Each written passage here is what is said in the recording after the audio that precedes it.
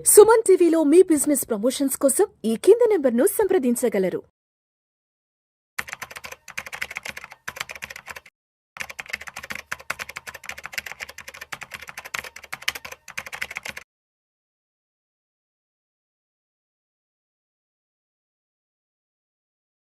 నమస్తే, welcome to Suman TV. నేను విష్ణు. ప్రస్తుతంతో పాటు క్వాలిఫైడ్ పర్సనల్ ఫినాన్స్ ప్రొఫెషనల్ చారి గారు ఉన్నారు. వారితో మాట్లాడదాం. సార్ నమస్తే. సార్ చారి గారు. నమస్తే అండి. సార్ చారి గారు, ఇప్పుడున్న మార్కెట్ కండిషన్స్ని దృష్టిలో ఉంచుకొని అండ్ ఇప్పుడున్నటువంటి ఎకానమీ కండిషన్స్ని కూడా పరిగణలోకి తీసుకుని ఏవైనా కొత్త ఇన్వెస్ట్మెంట్స్ చేయొచ్చు అంటారా, లేదంటే ఉన్న పాత ఇన్వెస్ట్మెంట్స్ని రివ్యూ చేసుకోవడం మంచిదంటారా? అంటే new investments versus old investments అంటే రైట్. అంటే న్యూ ఇన్వెస్ట్మెంట్స్ ఎట్లాగో ఆబ్వియస్గా చేయాల్సిందేనండి, అది చేస్తూనే ఉంటాము. కానీ ఓల్డ్ ఇన్వెస్ట్మెంట్స్ని కరెక్ట్గా రివ్యూ చేసుకోవడం అనేది చాలా ఇంపార్టెంట్. నాకు ఒక ఫ్రెండ్ ఉన్నాడు. ఒక 2-3 years నుంచి మ్యూచువల్ ఫండ్ పోర్ట్ఫోలియోని రీబ్యాలెన్స్ చేద్దాము, మ్యూచువల్ ఫండ్ పోర్ట్ఫోలియోని రివ్యూ చేసి పెట్టమని వస్తాడు. నేను చూశాను, బాగానే ఉంది, అది జరుగుతూనే ఉంటుంది ఎవ్రీ ఇయర్. కానీ నేనేమన్నానంటే ఓవరాల్ అసెట్ అలొకేషన్ మొత్తం కూడా రివ్యూ అవ్వాలండి. ఓన్లీ మ్యూచువల్ ఫండ్ రివ్యూ చేయడం కాదు. ఇది 90% ఆఫ్ ఇన్వెస్టర్స్ చేసే మిస్టేక్. నేను అందులో ఏం జరిగింది అనేది పాయింట్ టు పాయింట్ చెప్తాను చూడండి. ఇది ప్రతి ఇన్వెస్టర్ కూడా చెక్ చేసుకోవాలి వాళ్ళ దీంట్లో. ఫస్ట్ ఏం చేశాము, ఆయనకున్న ఇన్సూరెన్స్ పాలసీస్ రివ్యూ చేశాం. ఏం జరిగింది అక్కడ, నేను అంతకుముందు చూడలేదు, ఇప్పుడు చూస్తే ఏం జరిగింది, 16 లైఫ్ ఇన్సూరెన్స్ పాలసీస్ ఉన్నాయి ఆయన. Oh my God, 16! యా, అందులో ఆయనకి ఉపయోగపడే ప్లాన్స్ 3-4 ఉన్నాయండి. ఆయనకి, వాళ్ళ వైఫ్కి ఉన్న టర్మ్ ప్లాన్స్, వాళ్ళ బాబు నేమ్ పైన తీసుకున్న చైల్డ్ ఎడ్యుకేషన్ ప్లాన్, ఇలాంటివి ఒక 4-5 ఉన్నాయి అంతే. మిగతావన్నీ ఎందుకు తీసుకున్నారంటే ట్యాక్స్ గురించి తీసుకున్నాము, కొంతమంది ఆబ్లిగేషన్ చేశారు, కొంతమంది ఏదో గోల్డ్ లోన్ గురించి వెళ్తే అక్కడ చేశారు. ఇలాగా తెలిసి తెలియక నెలకి 35,000-40,000 వరకు ఓన్లీ లైఫ్ ఇన్సూరెన్స్ ప్రీమియమ్స్ కడుతున్నారు.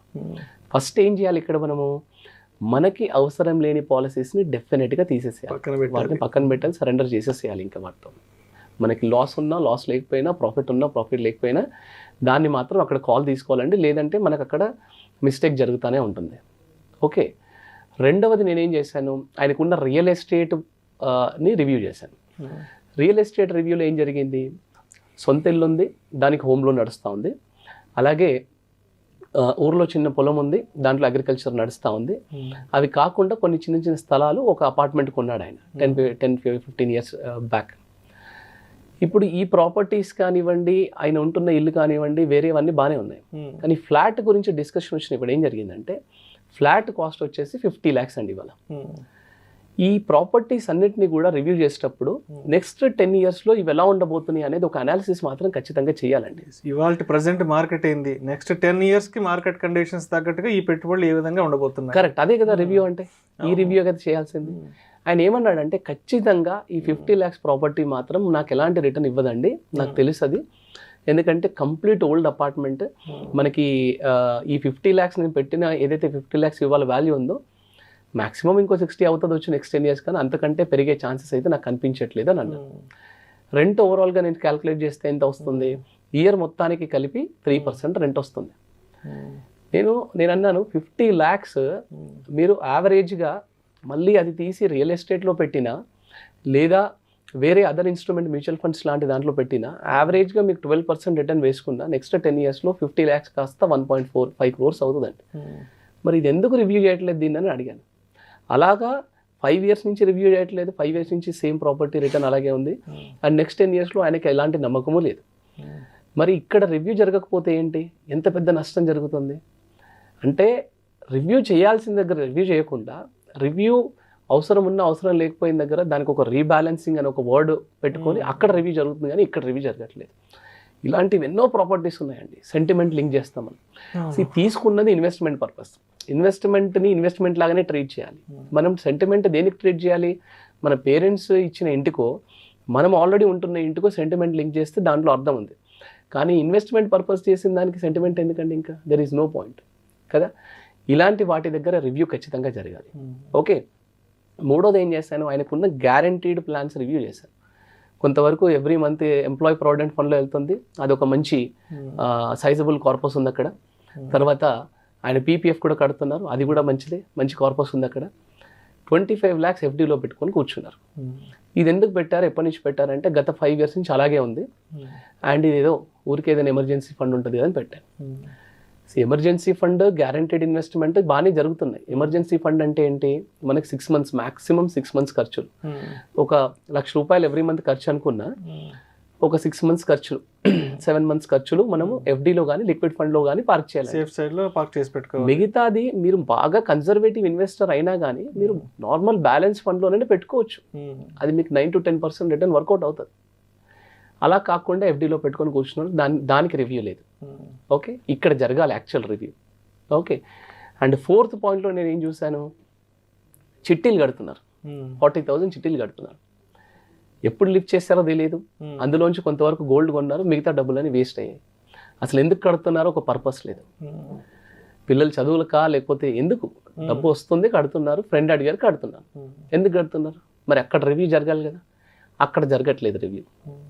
సో ఇక్కడ ఇన్వెస్ట్మెంట్ అనేది నేను ఎందుకు చేస్తున్నాను అనేది పర్పస్ లేకుండా ఇలాంటి రాంగ్ ఇన్వెస్ట్మెంట్సే జరుగుతాయండి. అసలు చిట్స్ అనేది స్టార్ట్ చేస్తే ఎందుకు స్టార్ట్ చేస్తున్నాం అనే పర్పస్ ఉండాలి. షార్ట్ టర్మ్కి నేను నెక్స్ట్ 1-2 yearsలో నేను ఒక కార్ కొనుక్కోవాలంటే దాని డౌన్ పేమెంట్ కావాలి, పర్వాలేదు వేయండి, నో ప్రాబ్లం. 1,00,000-2 లక్షలు డౌన్ పేమెంట్ కట్టుకోవాలి. ఈ 2 లక్షలకి నేను చిట్టి వేసాను, బాగానే ఉంది, పర్వాలేదు. అలా ఒక పర్టికులర్ గోల్ అంటూ ఉండాలి. లేదు నేను లాంగ్ టర్మ్కి ఇన్వెస్ట్ చేస్తున్నానంటే ఆబ్వియస్గా మ్యూచువల్ ఫండ్ SIPsలోనే బాగుంటుంది, అందులో ఇన్వెస్ట్ చేసుకోవడం బెటర్. ఇలాగా ప్రతి ఇన్వెస్ట్మెంట్కి మన దగ్గర ఉన్నవి, అది లైఫ్ ఇన్సూరెన్స్ పాలసీ అనుకోండి, గోల్డ్ ఇన్వెస్ట్మెంట్స్ అనుకోండి, మ్యూచువల్ ఫండ్ ఇన్వెస్ట్మెంట్స్ అనుకోండి, స్టాక్స్ ఇన్వెస్ట్మెంట్స్ అనుకోండి, రియల్ ఎస్టేట్ ఇన్వెస్ట్మెంట్స్ అనుకోండి, అస్సలైన రివ్యూ జరగాల్సింది రియల్ ఎస్టేట్ ఇన్వెస్ట్మెంట్కే. రిటర్న్ ఎక్కువ వచ్చినా అమ్మట్లేదు, రిటర్న్స్ ఏమీ రాకపోయినా అమ్మట్లేదు. That is the problem. Returns ఎక్కువ వచ్చేసాయి అనుకోండి, సాచురేట్ అయిపోయింది అనుకోండి, అమ్మాలి ప్రాపర్టీ. అది ఇన్వెస్ట్మెంట్ పర్పస్ కదా తీసుకుంది, దాన్ని రీబ్యాలెన్సింగ్ చేయాలి. మళ్ళీ రియల్ ఎస్టేట్ ప్రాపర్టీ కొన్నా పర్వాలేదు, లేదా మ్యూచువల్ ఫండ్లో పెట్టినా పర్వాలేదు, కానీ రీబ్యాలెన్సింగ్ అనేది అక్కడ జరగాలి ఖచ్చితంగా. ఓకే, మీరు అన్నట్టు ఇప్పుడు ఈ పోర్ట్ఫోలియో ఎగ్జాంపుల్ తీసుకుంటే ఆయన దగ్గర ఓవరాల్గా ఒక 1 crore పోర్ట్ఫోలియో ఉందండి. కరెక్ట్గా ప్లాన్ చేస్తే నెక్స్ట్ 10 సంవత్సరాలలో ఈ 1 crore యావరేజ్ రిటర్న్ 12% వేసుకున్న 3 crores అవ్వాలి. బట్ కరెక్ట్గా రివ్యూ జరగట్లేదు. ఆబ్వియస్గా చూస్తే మ్యాక్సిమం 1.5-1.7 crore కూర్చునేలాగా ఉందన్నమాట. మన దగ్గర ఉన్న అసెట్స్, మన దగ్గర ఉన్న ఇన్వెస్ట్మెంట్స్ ఇవన్నీ ఏంటంటే ఒక నిలిచిపోయిన వాటర్ లాగా ఉండొద్దు. నిలిచిపోయిన వాటర్ అయితే ఏమవుతుంది, వేస్ట్ అయిపోతాయి, మురికి పడుతుంది. ఫ్లోయింగ్ వాటర్ లాగా ఉండాలి, ఫ్రెష్గా ఉండాలి, దానికి రెగ్యులర్గా రివ్యూ జరగాలి.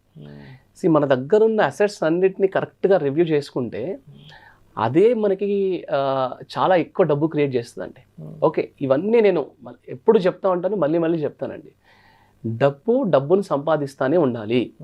మనం ఊరికే కూర్చుంటే ఎంత ప్రాబ్లం అవుతుందో, మన దగ్గరున్న అసెట్స్ అన్నీ కూడా ఊరికే కూర్చుంటే అదే ప్రాబ్లం అవుతుందండి. డబ్బు ఎప్పుడే కానీ ఊరికే కూర్చోకూడదు, డబ్బును సంపాదిస్తూ ఉండాలి. అస్తమానం మనం డబ్బు గురించి వర్క్ చేయడం కాదు, కొన్ని సంవత్సరాలు మనం వర్క్ చేసిన తర్వాత, 10 సంవత్సరాలు 15 సంవత్సరాలు వర్క్ చేసిన తర్వాత ఆ 15 సంవత్సరాలు మనం క్రియేట్ చేసిన డబ్బు ఏదైతే ఉందో ఆ డబ్బు మన గురించి వర్క్ చేయడం స్టార్ట్ చేయాలన్నమాట. సో ప్రతి దానికి రివ్యూ జరగాలి. కొత్త ఇన్వెస్ట్మెంట్స్ కంటే కూడా ఎక్కువ ఫోకస్ ఉన్న అన్ని అసెట్స్ రివ్యూ మీద పెట్టామనుకోండి, డెఫినెట్గా చాలా వెల్త్ క్రియేట్ అవుతుందండి. కొత్త ఇన్వెస్ట్మెంట్స్ ఎలాగో జరుగుతానే. థ్యాంక్ యూ సో మచ్ చారి గారు. థ్యాంక్స్ అండి. ఇప్పుడున్న మార్కెట్ కండిషన్స్ని, ఎకానమీ కండిషన్స్ని దృష్టిలో పెట్టుకొని కొత్త ఇన్వెస్ట్మెంట్స్ ఎంతవరకు చేసుకోవచ్చు, అదేవిధంగా పాత ఇన్వెస్ట్మెంట్స్ని ఏ విధంగా రివ్యూ చేసుకోవాలి అనే అంశం గురించి మీ విశ్లేషణ చాలా చక్కగా తెలియజేశారు. Thank you so much sir. Thanks అండి. నమస్తే. సుమన్ టీవీలో మీ పర్సనల్ అండ్ బిజినెస్ ప్రమోషన్స్ కోసం కింది నెంబర్కి కాంటాక్ట్ చేయండి.